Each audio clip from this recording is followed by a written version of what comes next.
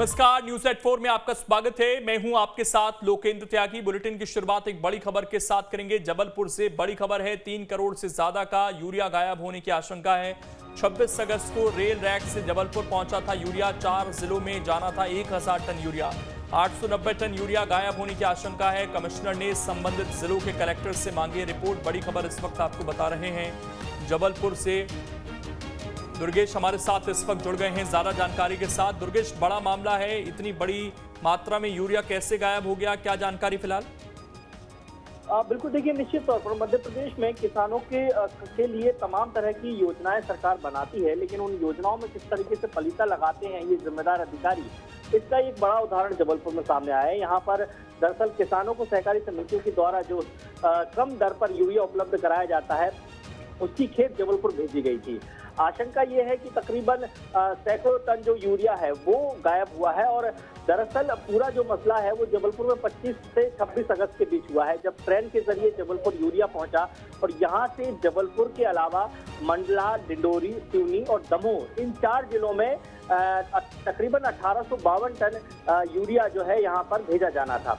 लेकिन हुआ ये नहीं, हुआ केवल इतना है कि महज 10 से 15% ही यूरिया इन जिलों में पहुंचा है।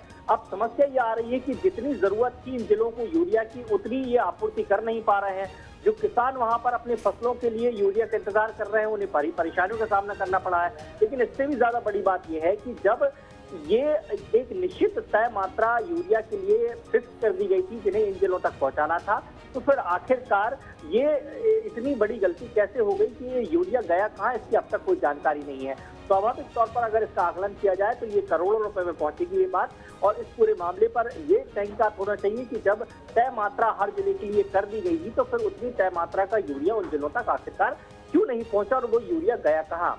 तो कुल मिलाकर ये कहना चाहिए कि किसानों को जो सस्ती दर पर यूरिया सहकारी समितियों से उपलब्ध हो जाता था, आशंका ये है कि वो यूरिया सहकारी समितियों में ना पहुंचकर प्राइवेट दुकानों में पहुंच गया, जहां पर महंगी दर पर यूरिया को किसान खरीद सकते हैं। तो कुल मिलाकर कहा जाए शायद कुछ कमीशन खोरी या कुछ बाजार के व्यापारियों के साथ मिलीभगत से इस यूरिया को गायब किया है। लेकिन फिलहाल अधिकारी अब इस मामले पर जांच की बात कर रहे हैं और ये कह रहे हैं कि चारों जिलों के लिए अलग अलग जांच कमेटियां बना दी गई हैं जो जल्द ही रिपोर्ट पेश करेंगी। और अगर कोई गड़बड़ी निकलती है तो फिर ये जांच और आगे बढ़ेगी। लेकिन सवाल ये है कि जो यूरिया किसानों के खेतों में जाना था सही दामों पर, वो यूरिया कहीं गलत हाथों में न चला गया हो और महंगी दर पर किसान उसे खरीदने के लिए मजबूर ना हो जाए। बिल्कुल, शुक्रिया आपका दुर्गेश जुड़ने के लिए और जानकारी देने के लिए।